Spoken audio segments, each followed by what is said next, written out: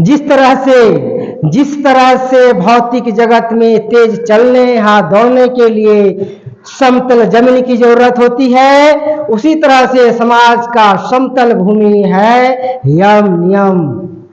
जिस तरह से भौतिक जगत में सरपट तेज गाड़ी चलाने के लिए पिच रास्ते की जरूरत होती है, उसी तरह से समाज का पिच रास्ता है यम नियम।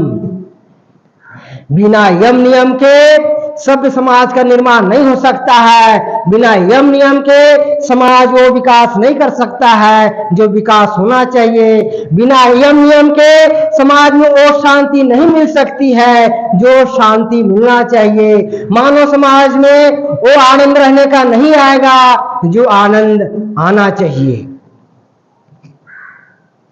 इसलिए कहा गया है human life is an ideological flow.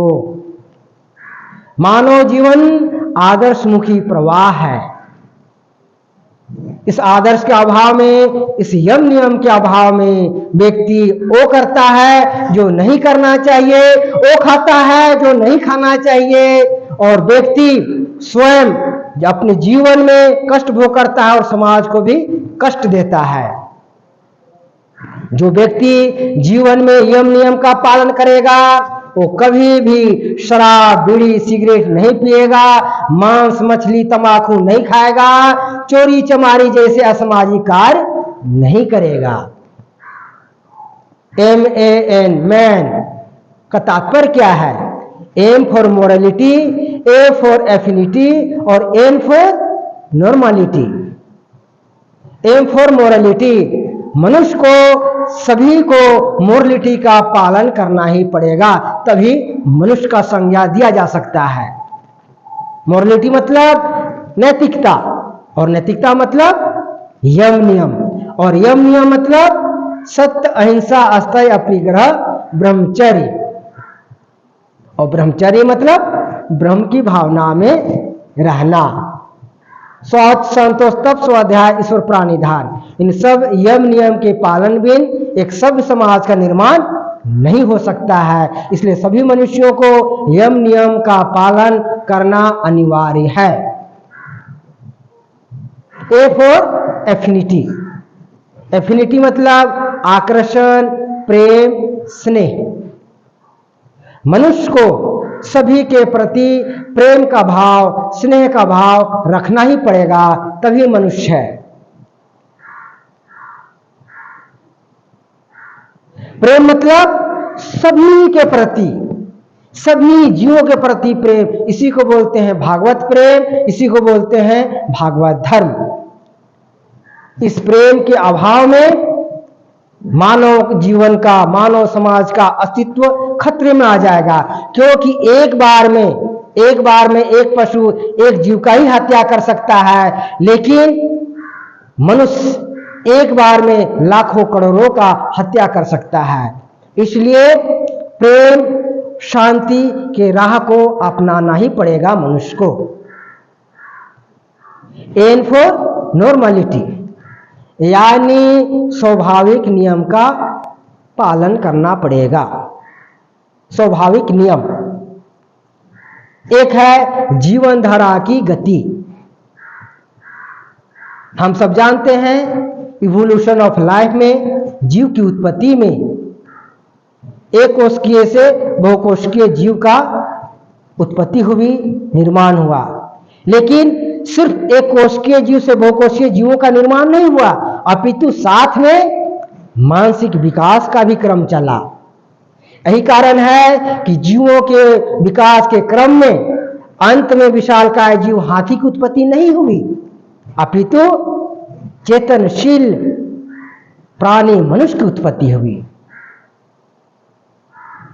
चूंकि कीड़े मकोड़े, पक्षी, पशु, बंदर, चिंपांजी होते हुए अंत में मनुष्य का उद्भव हुआ।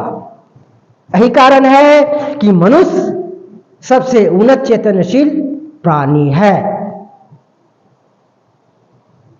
स्वाभाविक नियम है, सभी जीव आगे बढ़ रहे हैं, सभी जीव प्रगति कर रहे हैं।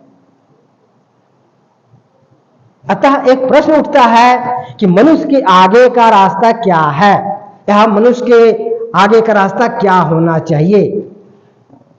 तो मनुष्य सबसे उन्नत चेतनशील प्राणी है, अतः चेतना से परम चेतना को प्राप्त करना मनुष्य का परम कर्तव्य है।